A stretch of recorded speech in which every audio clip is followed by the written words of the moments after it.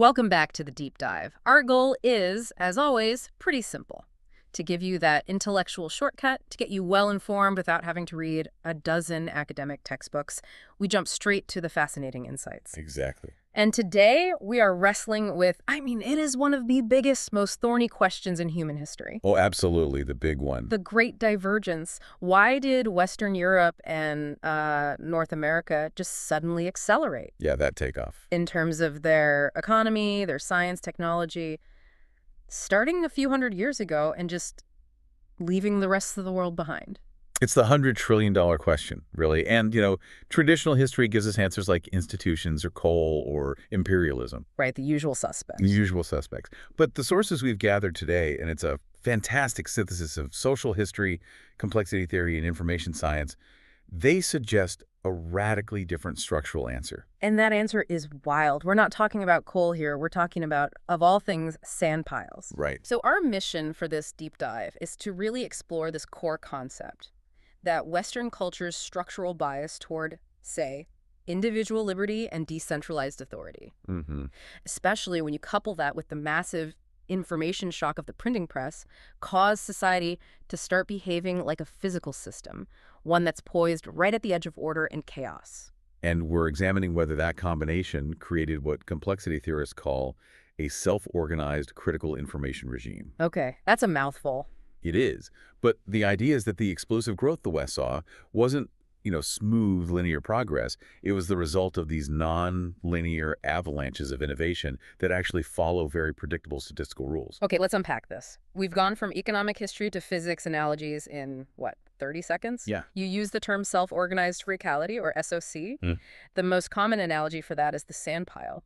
So help me connect individual liberties to a physics experiment with a pile of sand. It's a very deep analogy. So imagine you're slowly adding grains of sand to a pile, one by one. Okay, a sand pile. I'm with you. Right. And for a long time, not much really happens. You just get these tiny little slips, a few grains move, Nothing dramatic. nothing dramatic. Yeah. But the system is sort of self-tuning. It's building up complexity, and it gets closer and closer to a point where the very next grain of sand, Yeah. just one small input, Could trigger a huge slide. a catastrophic slide, one that involves the whole pile.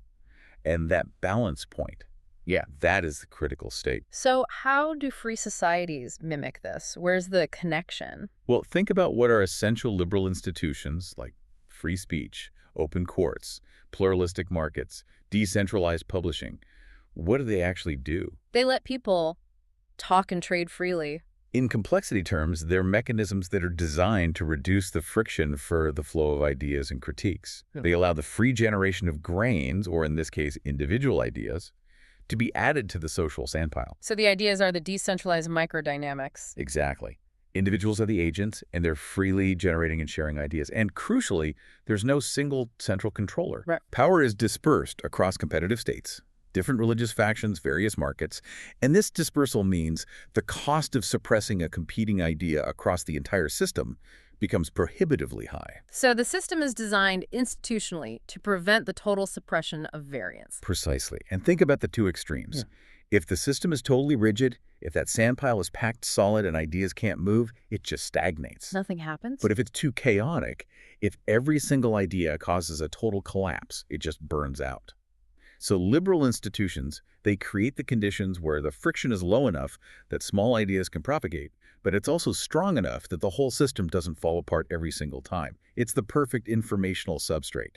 And when an idea does take hold, let's say Copernicus's heliocentrism or the concept of popular sovereignty, that's the nonlinear cascade, that's our avalanche. That is the avalanche. Most ideas are just tiny slips. They disappear immediately. Some go, moderately viral. But only a rare few become those massive system-redefining cultural and intellectual shifts. Like the scientific revolution itself. Exactly like the scientific revolution. And this is where the power law distribution comes in, which you said is the statistical signature of a system operating near that critical state. For listeners who don't spend their weekends studying nonlinear dynamics, explain what a power law means in human terms. Right. It basically means that the really big events, the enormous transformations, are far, far more likely than they should be, statistically speaking. If innovation followed a normal bell curve, we'd expect breakthroughs to be roughly similar in size. Clustered around an average. Right. But under a power law, you see these exponential differences. So like 99.9% of all new startups fail, a tiny fraction make a decent living, and then 0.01% become Google or Amazon. That massive tail is the power law. That is the statistical signature we're talking about. And you see it everywhere in open adaptive systems. It's not just a philosophical analogy. We have measurable indicators suggesting this system operates right near that threshold. Okay, so what are some of those statistical signatures? Where else in our informational world do we see this critical propagation? Look at cultural and digital systems today. Scientific citations follow a power law distribution.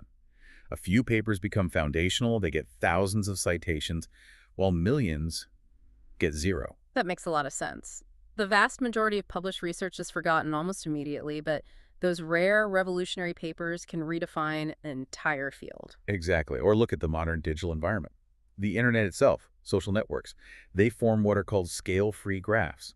A very small number of nodes, whether it's a popular website or a major influencer, are massively connected, while most remain small and isolated. And memes spreading online. Mimetic diffusion, yeah. How content or ideas spread in these open cultural systems, it approximates branching processes right near the critical threshold. So the conditions of freedom don't just allow ideas to exist, they specifically optimize the system for these rare, massive, non-linear breakthroughs. That is the core insight of the source material. And this is key. Yeah. You asked earlier, why doesn't an autocratic system just efficiently spread the leader's ideas? Right. They can, but they intentionally suppress the large dissenting avalanches. And that suppression clips the power law distribution. It creates stability, sure, but it does so at the cost of eliminating the potential for those system-redefining paradigm shifts. So the moment you suppress the big dissent, you're trading that maximal exploration for rigid control. You lose the structural ability to generate a scientific revolution. You lose the ability to self-tune and correct. Liberties also create these essential adaptive feedback loops that keep the system from totally running away. How so? Electoral cycles, for example, allow the system to reset extremes. A free press exposes corruption. Decentralized authority means knowledge monopolies are really difficult to sustain. These mechanisms are the system's way of preventing itself from collapsing into rigidity or spiraling into total chaos. It keeps it poised on that adaptive knife edge. This shift in how ideas propagate, it must have a clear historical starting point. When did Western culture officially enter this highly productive, near-critical phase? The sources all seem to pinpoint a single historical event, or rather a coupling. The coupling of the Gutenberg printing press with some specific pre-existing Western individualist tendencies. The Gutenberg bifurcation, as the source calls it. Exactly. The press is the obvious technological accelerator. But from a complexity perspective, what did the printing press fundamentally change that was so revolutionary? It was the ultimate friction reducer. It caused an immediate massive phase change in the information environment. We are talking about a 100-fold, maybe even a 1,000-fold increase in information dissemination capacity almost overnight. I mean, before Gutenberg, knowledge was centralized, right? In monasteries and courts, guarded by scribes. And copying was slow and full of errors. And the errors mattered because they introduced instability into the knowledge base itself. Precisely. Gutenberg standardized information. He drastically reduced copying errors, which provided the informational stability necessary for ideas to accumulate reliably. But most importantly, it decentralized knowledge authority. Right. It just drastically reduced the cost of critique. Anyone with access to a press could now challenge the king or the church or the prevailing scientific dogma. The public, for the first time, became a peer reviewer of the status quo. That's a fascinating reframe. It wasn't just about reading more, it was about the power to critique cheaply and quickly. And this is where Europe's unique history really matters. Other cultures, notably China or the Islamic world, they had printing technology, or at least highly advanced systems of writing and record keeping. But they often existed within unified, centralized empires. Yes, and those empires often had the political will and the logistical capacity to police and suppress information that threatened imperial stability. Whereas Europe was politically fragmented, a heretic in France could just, move his printing press across the border to Geneva or the Netherlands? The competitive, fragmented nature of Europe, combined with traditions rooted in, competitive city-states, Roman law emphasizing individual rights, a powerful and independent merchant class, it meant that when the printing press arrived, The system didn't suppress the variance. It did the opposite. It allowed individual variation to propagate efficiently. It provided the open tracks for these new ideas to run on, and it prevented any single authority from applying that clipping mechanism we talked about earlier. The conditions were met perfectly for a near-critical information system. And what follows historically maps perfectly onto this model. The Reformation, the scientific revolution. The Enlightenment, the political revolutions of the 18th century, these were not slow, incremental changes. They were massive, nonlinear power law cascades.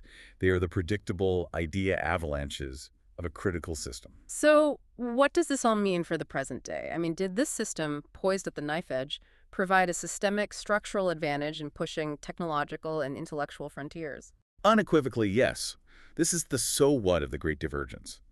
Critical regime cultures are just measurably more adaptive. They don't get locked in to local minima. But outdated technologies or social structures. Right, because the high mutation rate of ideas constantly forces exploration of the larger state space. They prioritize exploration over total stability. And where do we see this structural advantage reflected in hard data today? Well, just look at innovation rates. Countries with strong rule of law and the highest levels of free expression, the US, UK, Scandinavia, they produce a disproportionate percentage of global scientific breakthroughs and disruptive technologies. Far more than their population size would predict. Far more. In fact, the source material explicitly notes that nearly all major frontier technologies of the last century and a half, You mean everything from computing and AI to biotech and aerospace? all of it, it came disproportionately from environments characterized by strong civil liberties and open, pluralistic debate. So that's the direct outcome of the system's high mutation rate of ideas. Freedom generates more mimetic mutations.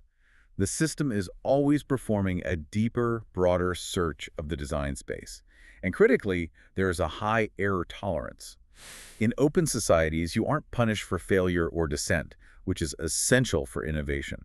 It's Darwinian mimetic selection, but under low selective pressure on expression. You don't lose your head for proposing a crazy new theory. Precisely. And that is the structural advantage that drove the Great Divergence. But, and this is a crucial caveat, the analogy is not perfect, and that advantage is absolutely not eternal. That's vital. The system is inherently fragile. The structural advantage is contingent on maintaining those institutional guardrails. If the system drifts away from criticality, it's vulnerable to two extremes. The first being rigidity. Right, which happens when institutions erode, censorship increases, and the cost of dissent becomes high. This prevents those necessary large avalanches. The system becomes stable, but stagnant. And the second extreme is runaway chaos, which feels very relevant in the modern digital age. It's excessive polarization or fragmentation. If institutions break down entirely, or if, say, algorithmic amplification pushes us into separate, uncritical, tribal information silos, Then you see runaway cascades that lack the necessary dampening feedback. ideas propagate too easily, too fast, without being tested by cross-cutting feedback. The adaptive balance is completely lost. That is a powerful final point. So we've established this unified explanatory chain. Institutional liberty fostered the conditions for information criticality.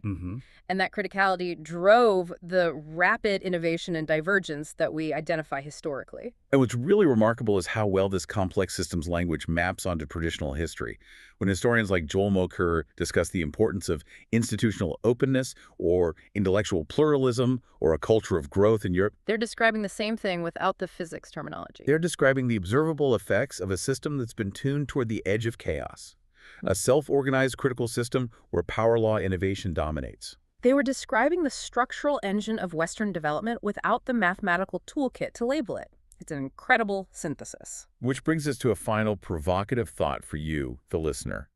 The source material suggests that Western culture's structural advantage is contingent on maintaining those specific institutional guardrails: the free press, open courts, tolerance for dissent. So the question becomes, What active steps are needed in our modern digital information environment, which is threatened by polarization, algorithmic amplification, and siloed thinking, to ensure the system remains poised at that adaptive knife edge of self-organized criticality, rather than collapsing into rigidity or runaway chaos?